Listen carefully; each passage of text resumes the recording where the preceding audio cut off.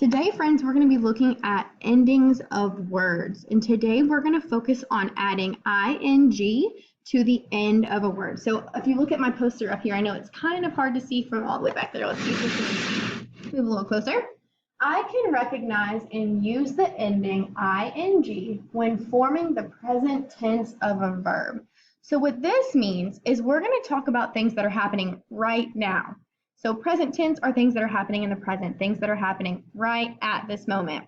So when we talk about something that we're doing right now, usually it ends in ing.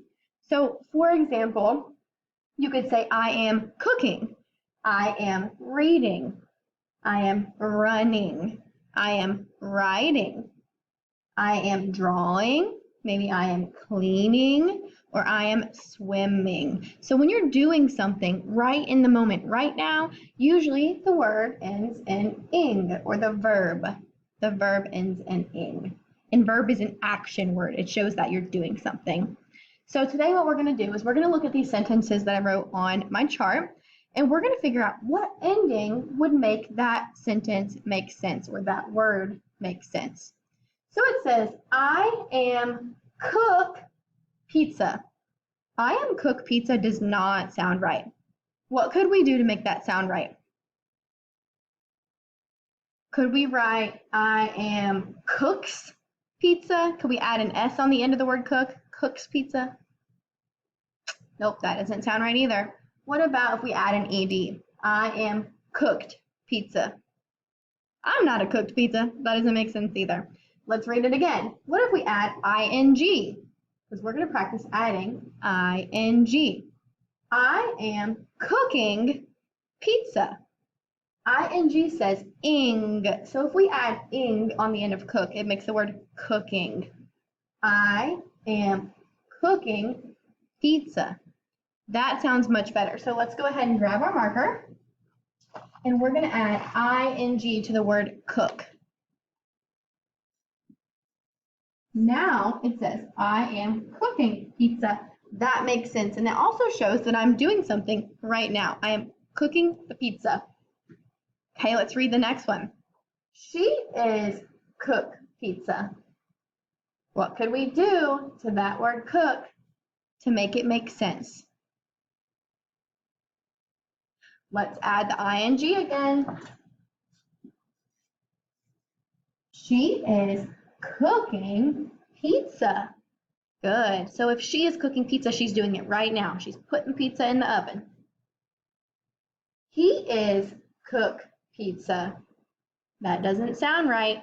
What can we do to make that sound right? Let's add the ing again.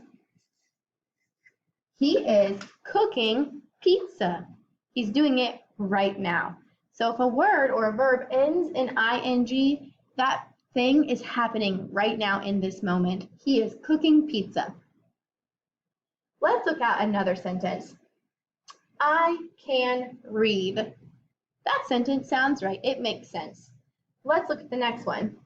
I am read. I am read does not make sense. It does not sound right. I am reading. I am reading. That's a sentence that makes sense. So let's add ing to the end of that word. I am reading.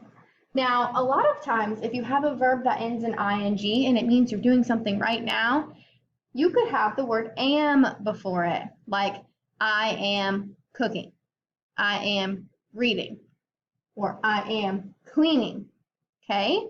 That word am helps the next word to make sense. So what you're going to do for your work today is you're going to pick either one of these ideas or your own idea, and you're going to write a sentence for your work today using your pencil and paper, and you're going to upload a picture. The sentence that you guys are going to write, you're going to finish it on your paper and upload your work. You're going to write, I am blank. You're going to write a word that ends in ing.